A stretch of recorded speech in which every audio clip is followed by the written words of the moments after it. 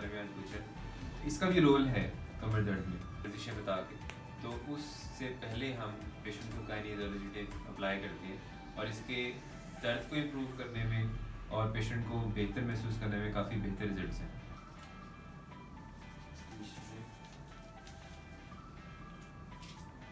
Strap लगाएंगे, इसको हम आई स्ट्रैप बोलते हैं जो मैंने लगाया है।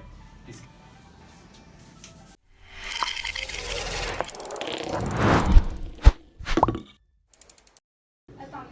कैसे हैं आप? अल्हम्दुलिल्लाह ठीक ठाक।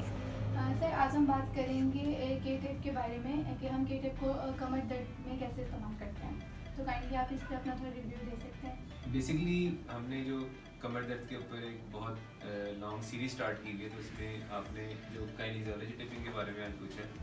इसका भी रोल है कमर दर्द में और बहुत लॉन्ग टर्म रिजल्ट्स नहीं है, लेकिन अगर हमारे पास पेशेंट आते हैं दर्द के साथ, तो जब हम ट्रीटमेंट करते हैं तो उसमें as a part of treatment हम काइनेसियोलॉजी टेप भी यूज़ करते हैं। कब हम जो के टेप है वो यूज़ नहीं करेंगे लो बैक पेन में? अगर तो खुदा ना खास्ता कोई एलर्जी हो पेशेंट को, कोई बहुत सीवियर चोट लग गई जिस वजह से वहाँ जख्म हो, तो उस कंडीशन में हम अवॉइड करते हैं काइनेसियोलॉजी टेप।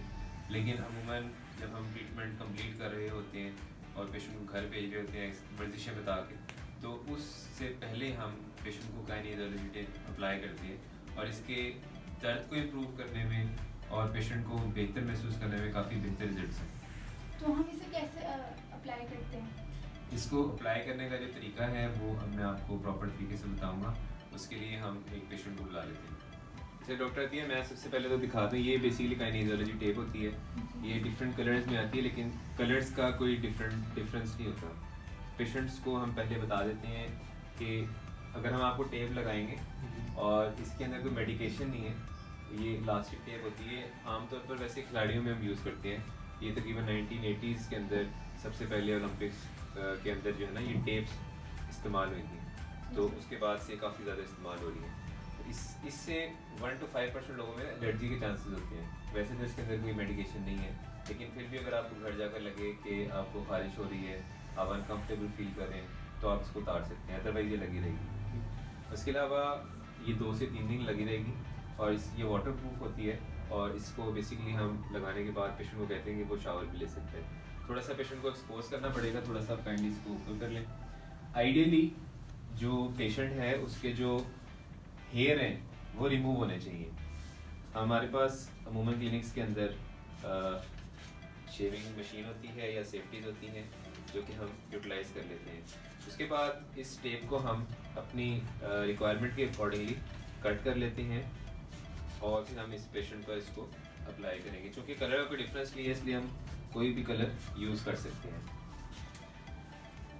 अच्छा जी, उसके बाद हम इसके एजेस को कट कर लेंगे ताकि जब पेशेंट की क्लोथिंग ऑन और ऑफ हो तो उसकी वजह से टेप रिमूव ना हो। तो ये हमें इस चीज़ का ख्याल रखना पड़ता है। जिस्म के मुख्तलिफ पार्ट्स पर मुख्तलिफ तरीक़ों से काइनेसियोलॉजी टेप लगाई जाती है, लेकिन चूँकि हम कमर पे लगा रहे हैं तो कमर पे अमूमन इसी तरीके से ये टेपिंग अप्लाई की जाती है। इसको के टेप भी बोलते हैं, काइनेसियोलॉजी टेपिंग भी बोलते हैं, स्पोर्ट्स टेप भी बोलते हैं, इलास्टिक टेप भी बोलते हैं, तो मुख्तलिफ इसके नाम हैं। जब इसको हम पेशेंट के ऊपर अप्लाई कर रहे होते हैं तो पेशेंट कंफर्टेबल होना चाहिए और वो थोड़ा जो उसके मसल हैं वो स्ट्रेच पोजीशन में होना चाहिए। तो पेशेंट को हम कहेंगे थोड़ा सा आगे की तरफ झुक जाए, लाइक दिस। उसके बाद हम इसको थोड़ा सा, मैं आपको इधर कर रहा हूँ लाइक ऐसे, और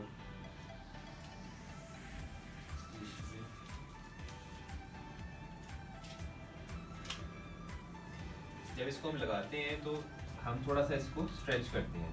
दरमियान से आपने अगर ऑब्जर्व किया तो मैं इसको स्ट्रेच कर रहा था, तो इसका लगाने का तरीका है। उसके बाद हम इसका सेकंड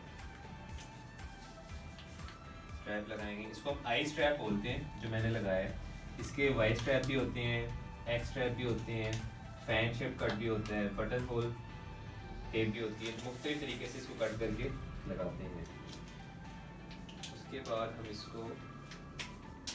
इसको जो इस कमर दर्द के अंदर हम टेप यूज़ करते हैं, इसका इस टाइप का नाम है एच शेप। तो हम बैक के मसल्स के ऊपर फोकस करते हैं,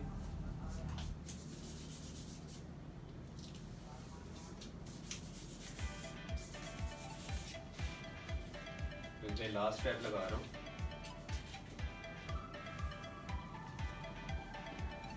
Like this.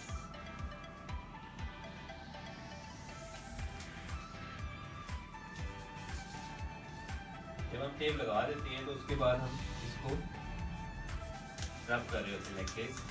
इसका फ़ायदा ये है कि इससे थोड़ी सी इसकी जो एडहेसिवनेस है, जिसकी चिपक है, वो बेहतर हो जाती है और कहीं से अगर टेप प्रॉपर लगी नहीं हुई तो वो लग जाती है। बाकी अगर आप क्वेश्चन करें कि इसका क्या रोल है और ये किस तरह काम करती है, तो ये चूँकि फ्लेक्सिबल टेप है, जब ये स्किन पर लगती है तो ये महसूस होता है कि स्किन पर कोई ना कोई चीज़ हमें फील हो रही है, तो इससे जो हमारी काइनेस्थेटिक सेंस है वो इम्प्रूव होती है, पेशेंट को बेहतर महसूस होता है।